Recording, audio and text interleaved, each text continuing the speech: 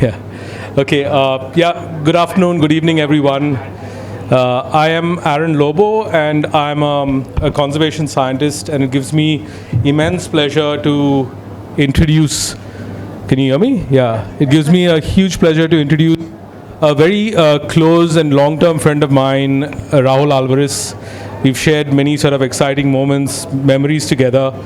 But before that, I'd like to get into a little brief on some of the issues we currently face and where we are with the whole scape of things. So right now, as we know, we are kind of faced with this what is called a triple existential planetary crisis. One where our climate is at stake. We're talking about this 1.5 degree, which we know we're going to cross. Biodiversity is crossed several thresholds, where we have crossed several tipping points, and pollution is another massive planetary crisis that we are facing. Okay, and I just wanted to know how many of you does this affect on a day-to-day basis? How many of you actually feel this? Just with a raise of hands. Okay, so it's good that, and is it because you'll actually feel it, or is it because this is something that you'll read in the literature or online or in newspapers? Just an honest answer. Sorry? All of the above. All of the above. That's really good. Then you're already perceptive, and I'm actually talking to the converted, which is a bit of a shame, but still. Okay, yeah. But I want to ask you another couple of questions. So, how many of you know what Thias mucosis is? You know what Thias mucosis is. Can you tell me what it is? It's a common snake in Goa. Excellent, Sheila. Thank you. Anyone knows what Calliopus nigrescens is? Just a guess. Don't look at your phones, please. A very quick guess. Okay, Calliopus nigrescens is another snake in Goa. It's called the slender coral snake. What is hypnale hypnale? Sorry? Okay, so hypnale is another common forest-dwelling species. It is the hump-nosed pit viper. And the reason I'm asking you these questions is these are Latin names, okay? These are names that are alien to most forest dwellers and most of us, most people in general. And I think that is one of the biggest issues that we face, whether we're talking about... It's working. Yeah. So whether we are talking about, the field guides, which are great, they've kind of helped many of us naturalists evolve into ecologists. They have educated us. But there's one basic element that's missing. And I think that element is really about the human context, so the human connection. Now, how many of you have ever seen a cobra in your backyard? Okay, excellent. How many of you have seen a wine snake, what they call haryali or trutti, hanging from a tree? Okay, how many of you have seen a malon, which is called a Whitaker's boa, fall from the roof onto your table? Yeah, there's still two people. So the thing is, these are experiences most Goans live by. How many of you have seen the sticky frog, which is actually got adhesive pads that's sitting on top of your toilet tank? Okay, and you see it at the same spot every day. So most of you have seen that, right? And they're really philopatric. They go to the same spot every day. So the point here is, I think this is where Rahul's book will differ from the typical field guide. It is about lived experiences, and I don't think you actually meant to write this as a field guide. It was really about his own experiences, which I'm sure each and every one of you can relate to. And I think this is the important difference between just having a Google lens, taking out a phone, you've got a whole number of apps. Today you want to identify the bird in the area, you don't need to see them. You turn on your Merlin app and you'll get like 20 species occur in this area. You go up onto INAT, you'll find every little species that occurs in a small 100 square kilometer of land. When people ask me, hey, listen, there's a new project coming up, can you send me a quick checklist of the species of snakes or fish? I just quickly shut down that email and I run off. That is not going to turn anyone for wildlife if I'm going to throw up a bunch of Latin names. I enjoy it, but I know it's not going to change anyone's mind because it's not emotive at all. And I think this is something that we need to think about. It's the connections that we bring here. And today I have a very close friend of mine, Rahul, who we have spent a lot of crazy moments. He's written a lot about it, and lots of memories together. And I don't want to take much time over here, but in conversation we have another very well-known writer on natural history, geography, place. And there is one book that stuck with me by Stephen Alter, one book that Stephen wrote many years ago. I was part of this institute called the Wildlife Institute of India, based in Dehradun. And this book was called All the Way to Heaven. It was about Stephen's childhood in Missouri, in the school called Woodstock. But this book was really evocative of the whole sort of the Babar, going down from the Terai right up to the Babar and the Himalayan tracks, because there are certain points of the book which you can remember clearly. You can hear the sound of the Himalayan barbet. You know when the brambleberries are going to bloom. You know when certain fruits are going to fruit. And I think that's what's so powerful about those books. It's exactly like I said, it's not just about the Latin name or the fact that things are going to the dogs and the place is collapsing around. It's the ability to kind of grab a person and say, come with me, I'm going to take you up there. I'm going to show you the snake, I'm going to show you what it eats as it drops from my ceiling. I'm going to tell you what a tree frog does. Even if I take it and throw it 200 yards away, it's going to climb back into my bathroom and sit above the same tank every day. So welcome, and it's great to see both of you here. Over to you all.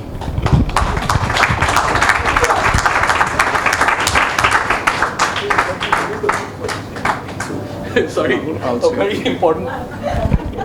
Yeah, so before, I thought I was going to end with the book release, but yeah, in tradition, we start with the book release.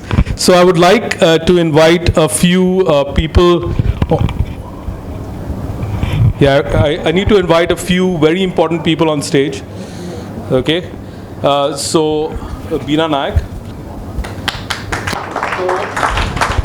If you look at the beautiful cover design and everything that's been done for this book, it is Beena's hard work. We also have Mr. Rama Harmalkar, but I'll call upon him later. And Mr. Nitin Fatte. They did an amazing job of printing and sub-editing of this book. So they played a very, very important role. Okay, so I'd like to invite you all to please unveil the book.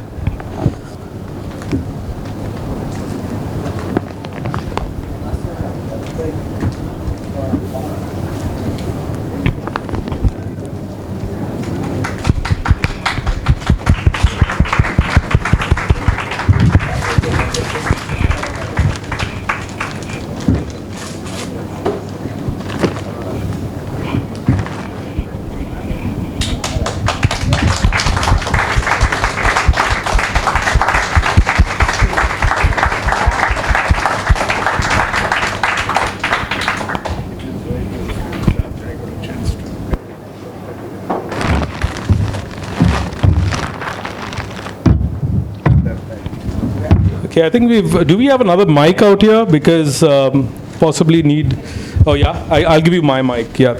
So you can. Yeah, I think it works. Yeah. I told Rahul that I would just say a few words and that he will be the one who has to do all of the talking this afternoon. But Aaron, thank you very much for the introductions, and it's a real pleasure to be back here at the Goa Art and Literature Festival.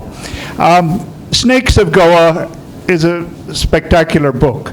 I got a sneak preview yesterday when Rahul dropped a copy off at my house, and I've been leafing through it since then, up until about 5 minutes before I came here. And it's a book that, as Aaron said, you could use it as a field guide. There are more than 30 species of snakes found in Goa. Most of them are in this book. And if you found one in your backyard, you might well be able to find it in the book. But it's not just a field guide. What is wonderful about it is the photographs are spectacular, and they've been printed and reproduced absolutely beautifully. So you can think of it as a coffee table book as well. And it's something that gives you not just one photograph of each snake, but different angles, different snakes within the same species, and beautifully, beautifully illustrated. The stories that Rahul has been able to weave into each of the descriptions. He will describe the snake for you so that you get a sense of the morphology and the behavior of that particular species. But he also introduces anecdotes, some humor, and personal encounters. He's been handling snakes, I believe, for 20 years at least. More than 20 years. And if you find a snake, he'll rescue it and release it in your own backyard.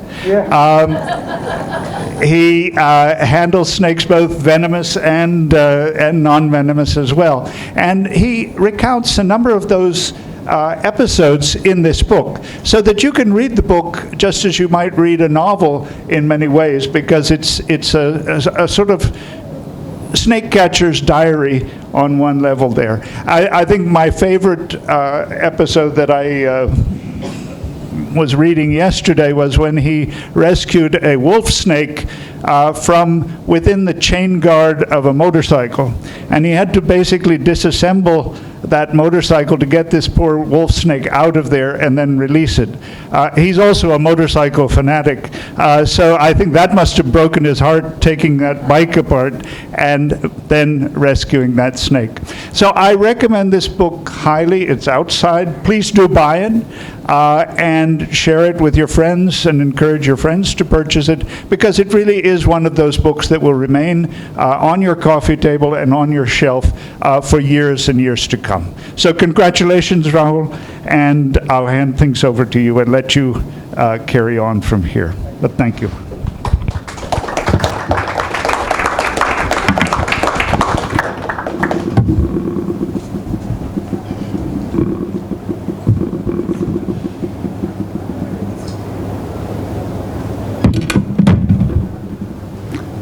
He's been very kind to me. I'm not going to be so kind to him. Yeah. I first met Aaron when he was when we were in college together. Aaron was the coolest thing in the college. He had blue denims, and he had Nike shoes, and he had a earring. And that's gone, huh, Aaron? Yeah? But that's what, you know, I remember my first conversation with him was, what jeans are those, you know? And it turned out they were Levi's jeans, and his shoes were Nike. And I was like, oh man, I want to get one of those things at least. And thanks to my dad, I never got either. He never let me get any of that stuff. There's no branded stuff in the house. Yeah, but whatever happened to the earring, man? It was a fake, wasn't it? Just like much of you, I guess. Yeah? So, Aaron and me went on a crazy trip to Orissa. Again, another one of my dad's crazy ideas. We wanted to see turtles at the Gahirimata beach. And dad's idea was, just go to just go and jump into an unreserved compartment. And this was in 1998, and I had 1,500 rupees cash with me, and I was planning to take 1,000 rupees. And my mother said, no, I'll give you 1,500.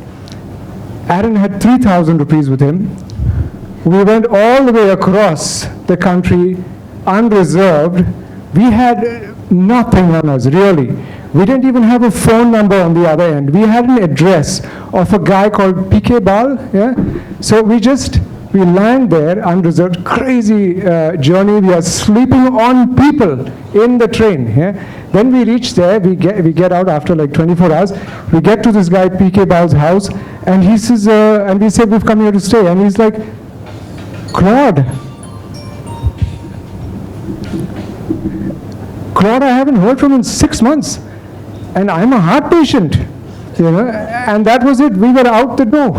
And then we had to go and find somebody else, and we found another person, and then eventually we went all over the place, and Aaron was like a miserable person, because he'd be incredibly jumpy in the situation. One moment he'd be like, "Matt, this is the place to be. We're going to spend all the days here." And half an hour later, "Oh, there's nothing to do." And then he'd say, "Maybe, maybe I'll just trim your eyebrows or something like that." And it was a really crazy trip. Eventually, 11 days later, we came back.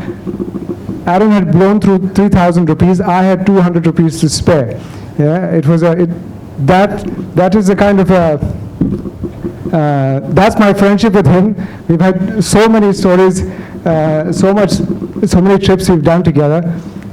There's a couple of other people I want to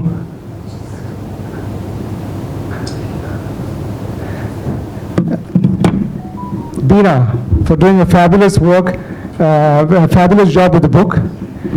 When Beena first started the work on the book, I couldn't understand her genius.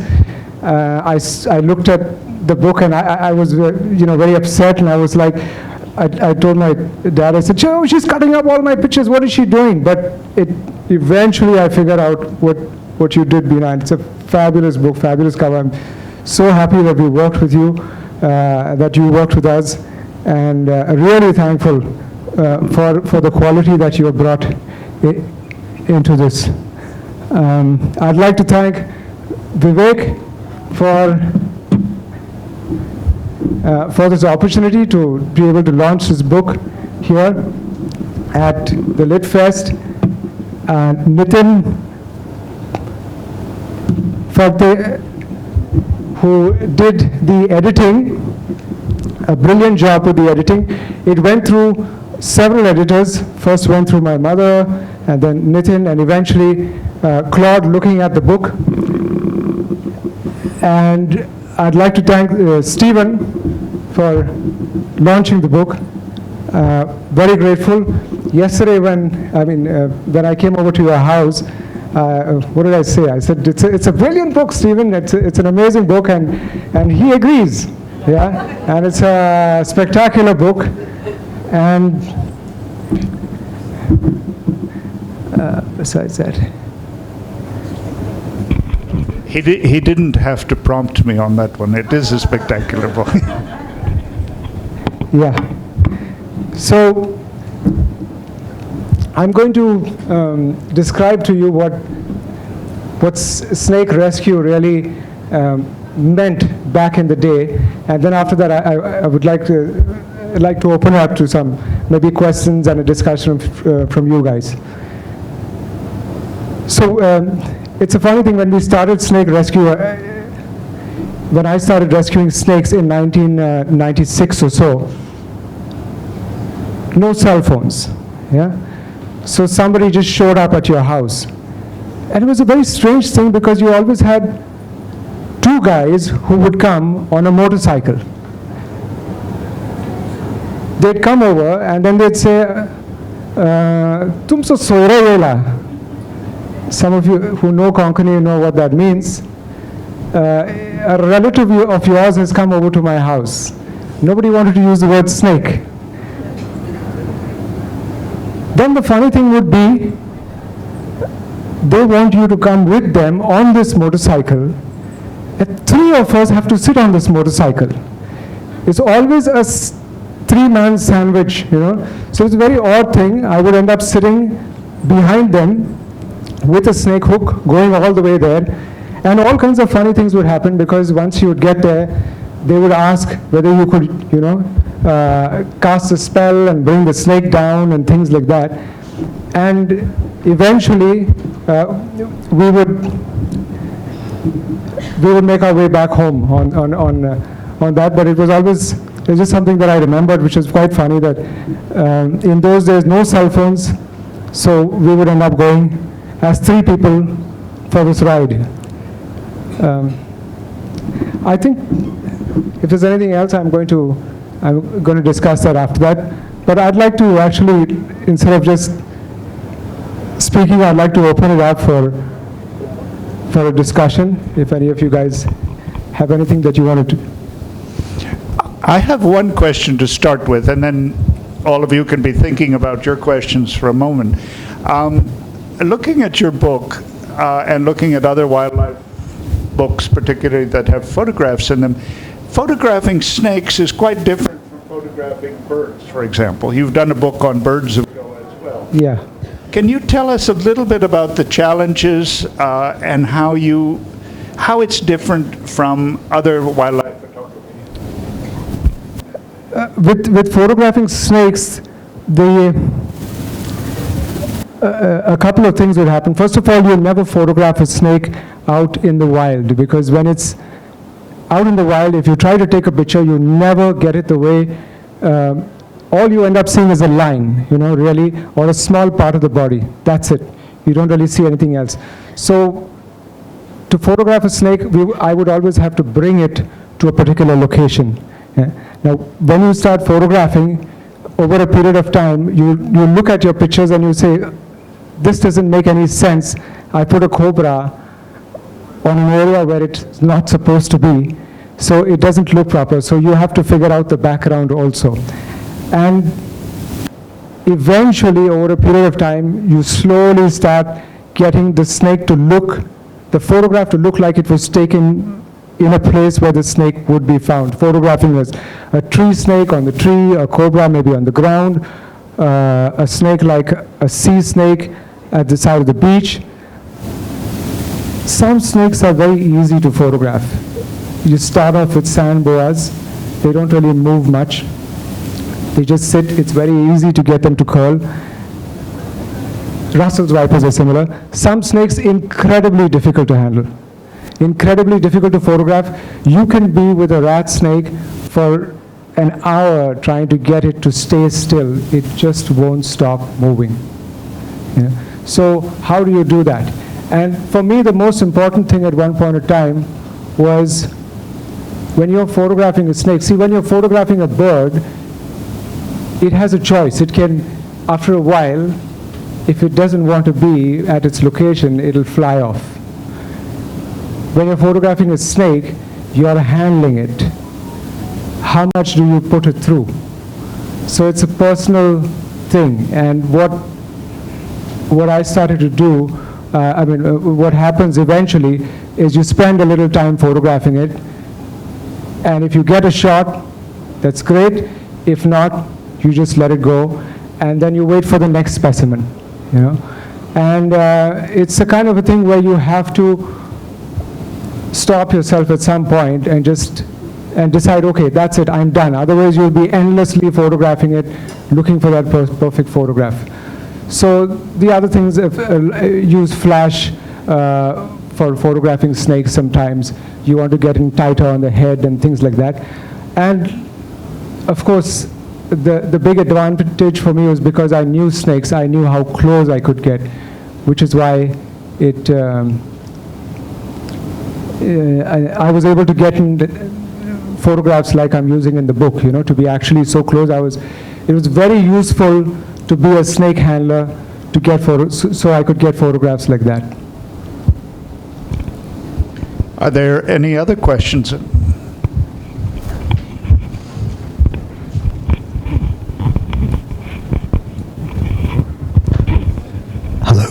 Aaron said a word or two about the loss of biodiversity the world is facing, and I think the Western Ghats are very much the same position.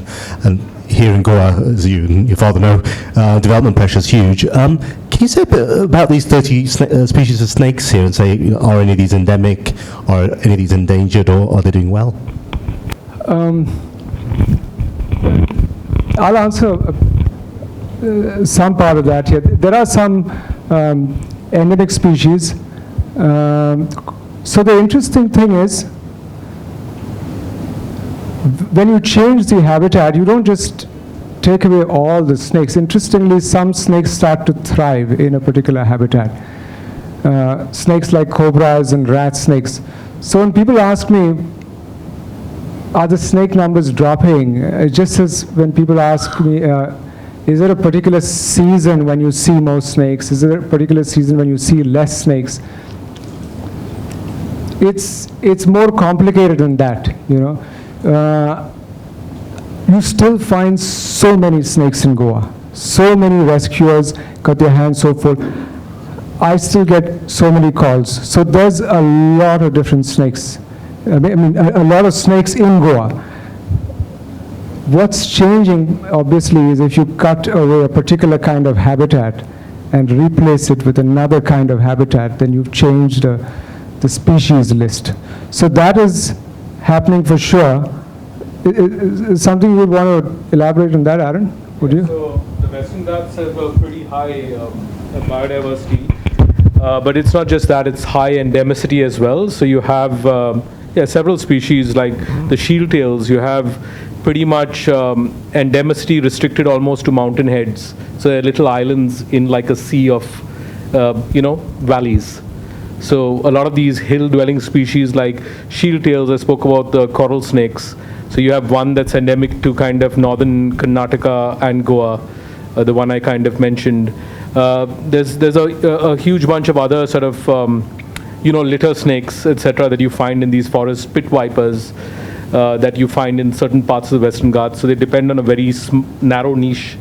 And as Rahul was saying, any change in the habitat, even from, say, a mixed moist deciduous forest to kaju plantations, will annihilate all these super specialists and make it open to other general species that are doing very well, like Russell's vipers, pythons. Ben Hale is in the crowd over here.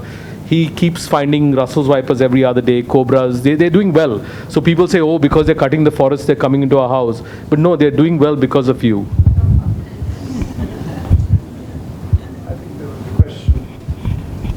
Yeah. I had a question. Sure. How did your fascination with snakes begin? Yeah, I can't remember a time when I was not fascinated with snakes. Apparently when I was, I grew up on a farm in Walpoe, in a remote region of Goa, in a village of Hivrem. And my mother says at the time I was not afraid of, I was afraid of chickens and I was afraid of dogs and things like that because I felt that they had mouths. But the explanation I gave her was that snakes are like tubes and that they can do no harm, they can't do anything to you. So much to her horror, every time there would be a snake, she said that, I don't remember this part of it, but I would be hobbling on all fours after it. But really, like I remember when Claude and Norma would take us out on like when it was vacation time, summer vacation time, and we would go to Ahmedabad or we would go to the Pune snake park. We would go to Pune. The highlight would be to go to a snake park and like what we did today, out there handling snakes. So there's always some placid rat snake that you can handle, and it was a huge thing, and always fascinated. So I don't know why, but I knew it was there, and my brothers were in on it too. But the turning moment for me was when I was about 13. Claude promised me, he said, if you do really well, this is when we had gone to the Pune snake park, and it's quite an amazing thing. If you've gone to a snake park, the snake handlers getting into the snake pits, if you've seen that, they just get in and these pits are full of snakes, and this guy is sorting through cobras like he's sorting through like fabric, and I was bowled over, and Claude must have seen my eyes light up, and he said, why don't you take a year off after school? I'll give you a year off if you do really well. And I got that year off. So I studied at the Pune Snake Park, which is a formal way of saying, I went there and I was a pest, and everybody tolerated me, and I was ragged also in the process because I was the youngest kid around. And I remember one day, they had a lot of fun at my expense. So they just give me this checkered keelback. And for a few snake handlers out here, you know what a checkered keelback is. And for the people who don't know it as a water snake, but it's a snake that bites for sure, 100%. And it's the first snake they gave me to handle. And they gave me a massive one. And they said, hold on to it. and they said, don't drop it. And I was getting bitten left, right, and center on that arm, and I was jumping and moving around, but I didn't let it go because I felt if I dropped it, they'll send me back home, you know. And so when you get bitten by a non-venomous snake, you something changes. You lose that irrational fear you have of snakes, you know. Because until then, you don't know what it is like, really. You just don't know. A snake is a completely different animal. It is so deep in our psyche. Apparently, there's 3 fears we really have, 3 or 4 fears, I guess. Fear of the dark, obviously, because when we are up in the trees, you know, I mean, or like there could be a leopard hunting us. Fear of falling, because we were in the trees, and you fall from the trees. It's not a pretty sight. And fear of snakes. I don't know whether it's a fear, but it's a predisposition to fear, you know. And so this is the thing that's very interesting. When you have a child, a young kid, and I've done many handling sessions, where I would, these educational programs where we would bring snakes, and like this, like where you would handle a snake and get over your fear. You look at the kids, they have mixed feelings. They don't know what to think about it.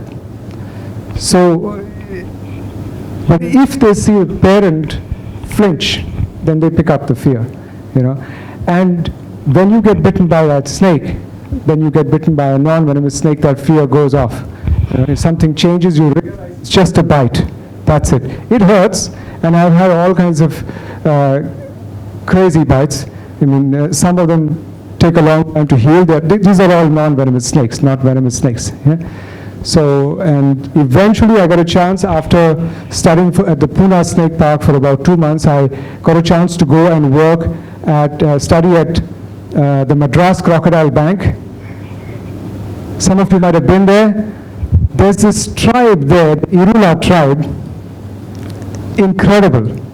So I learned snake handling from an Irula who didn't speak a word of English, and I didn't speak a word of Tamil. So I learned the entire art of snake handling, I mean the skill of snake handling with sign language, you know. Now, if you go out with them, if you get a chance and you go there, you go into the field, it's incredible. They see the prints of the snakes, they'll follow them to their burrow. Looking at the print, they can tell you whether the snake's gone in or whether it's already out. They can tell you which snake is in there.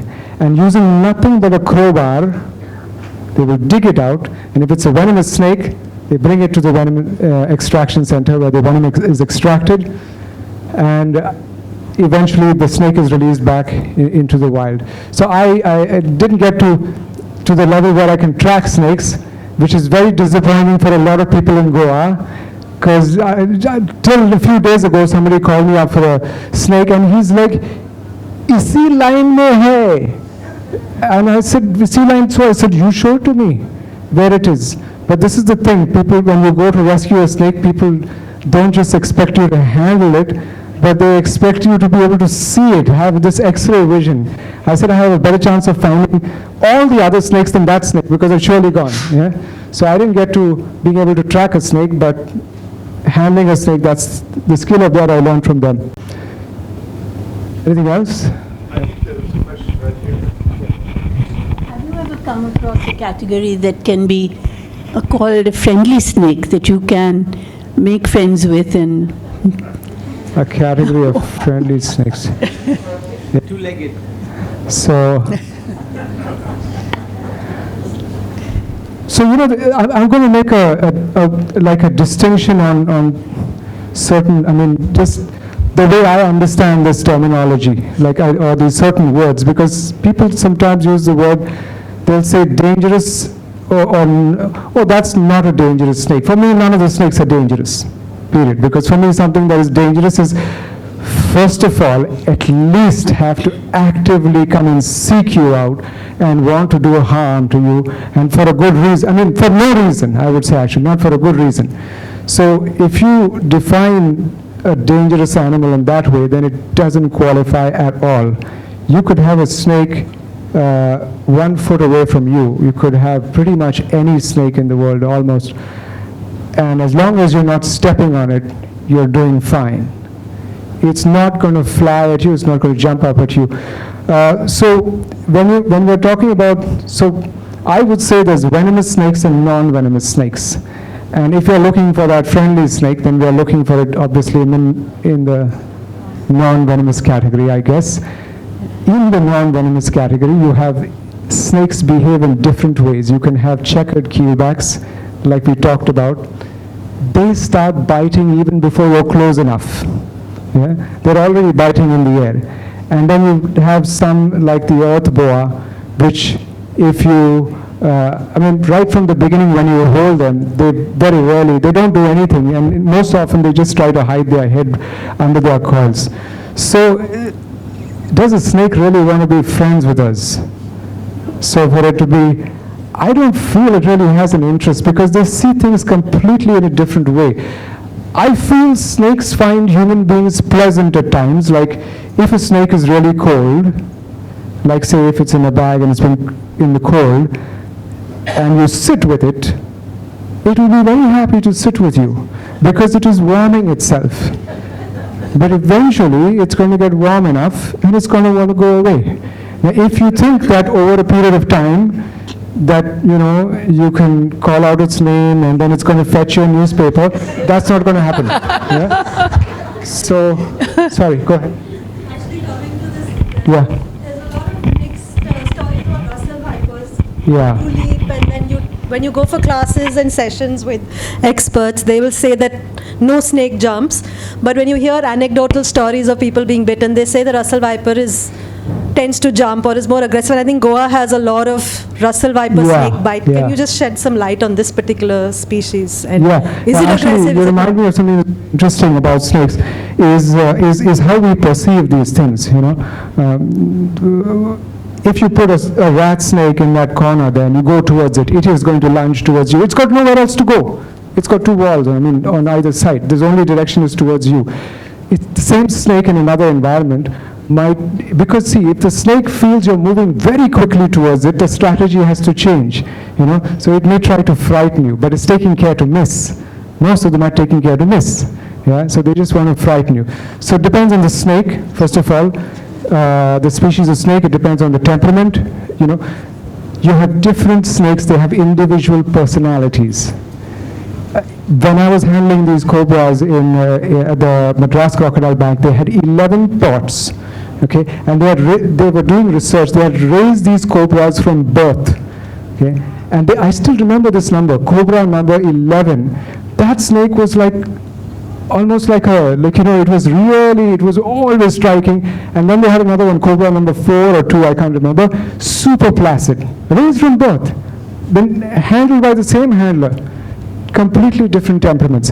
Different temperaments even when it comes to their age. When you look at an older cobra, especially the very old ones, they've seen so much life, they're not impressed by you. Not impressed by anything. So you want it to get his hood up, and it'll get his hood up, and then it'll be like, just standing and looking at you. It hardly raise the hood. And then you have a small cobra, and that's like, oh my God, like just really like freaking out. This is what people don't see. They see a frightening snake. But if you look at the snake, you see pure fear in that young cobra's eyes, which is not there in a bigger animal. So when it comes to Russell's vipers, for me, snakes like Russell's vipers, the way I see it, because we tend to, what's the word, anthropomorphize it, so we see humans in them, that's the thing, human behavior. So if you look at a Russell's viper in that way, or you look at a python, they tend to look like irritable bankers at the end of the day. They're just like, I'm done, I just can't deal with this. So it feels like that. But ultimately, all the snakes are actually I've never seen a snake really interested in wanting to come and do something vicious. They're always trying to find a way away. It's just how they approach moving away. One snake will try to frighten you and then move away. Another snake just hides its claws. So the viper is not that they want to bite. It's what's happening when people are walking around in the dark, barefoot. There is a big difference between the fear of snakes and the danger. The fear is the irrational part. The danger, if you have snakes all around you, it's not dangerous. But it's the snake you don't see when you're walking around outside your house, and it could be getting out of your house to get to your garage and there's no light. In the daytime, you say there's nothing there. It's just concrete. But in the nighttime, if there's a snake there, what do you think is going to happen? You think because you're walking towards it, it'll pick your vibrations and move out of the way. And some of them don't. They just freeze and they think that they can't be seen, and that's exactly why you'll step on it. And when you put 60, 70 kilos of weight on a snake's spine, you are killing it. It has to swing around and bite. And that's the reason sea snakes, being very venomous, one of the main reasons I believe we don't get bitten by them is because in the water we are essentially weightless. We don't put any weight on them. So when you look at a snake being friendly or a snake wanting to bite, there's so much more. Like if you try to figure out, are they aggressive? I don't use that word at all. Not a single snake ever found to be aggressive. Yeah. Anything else? Yeah. Generally speaking, like in the last 1 or 2 decades, we've seen that there's a lot of invasive species taking over the scape. And in the plant kingdom, you can see lantana camera popping up everywhere. In the fish kingdom, you can see that the so-called tigur is growing big in size. Is there something scary happening in the snake world like this? Like interference due to human... I wouldn't say it's scary, I actually enjoy snakes being around. So the more snakes that are around, and I don't see any of them as, I don't have that judgment of snakes that, I believe there are a lot more cobras around people's houses, and I love it. They're such beautiful animals when you see them. I've noticed that the number of pythons has just gone from, I don't know, any random moment you'll see a python crossing the road. You go to the field, you'll see a python. You go to a beach, on the way you'll see a python. Even here in Goa University on the campus, you could see pythons after pythons after pythons. Yeah. Like what is happening? Which is brilliant. When they're gone, you will miss them. That's the way I would say. It's much better to have them than to have too many of them. Those pythons are a reflection of how much garbage is thrown out. You get away the garbage because there's so many massive rats around, so they're actually helping us find some sense with the garbage, Because if you didn't have those pythons, you'd just be overrun with rats, and then it's back to the bubonic plague and all those kind of things. So not really a threat. I don't see it as a threat. I don't feel judgmental about it, that, oh, these snakes shouldn't be there. They are there, and these things are constantly changing, and they're beyond us. That's the way I see it. Yeah? Thank you. I think we're almost done, but maybe... I think we're almost out of time. There's probably time for one more question, and then we will... You talked